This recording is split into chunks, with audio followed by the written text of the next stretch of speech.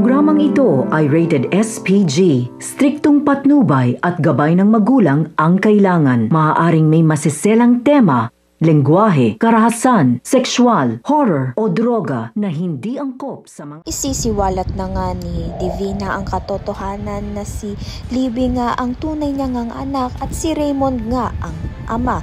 Kaya naman nga't magugulat naman nga itong si Raymond sa sinabi nga nito ni Divina at maniniwala nga siya dahil may hawak-hawak na DNA test result na nga itong si Divina. At isa pa nga ay alam na nga ni Liberty ang katotohanan. Sinabi na nga nito ni Divina kay Raymond dahil nga takot na nga siyang maiwan nga nito ni Raymond dahil sa ngayon nga'y nakalaya na nga itong si Charlene. Kaya naman nga't nagmamakaawa na nga itong si Divina kay Raymond na wag na nga siyang iwan nito lalo pa nga may nangyari na nga sa kanila at hindi na nga raw ito makakalimutan ni Divina. Ngunit ang sabi nga nito ni Raymond ay nakalaya na nga itong si Charlene at kalimutan na nga raw ang pinagsamahan nga nila noon at itago na nga lang sa limot ang katotohanan. Ngunit papayag nga ba itong si Divina dahil nga gusto na nga niyang maangkin itong ang si Raymond. Sa kabilang banda naman nga itong ang si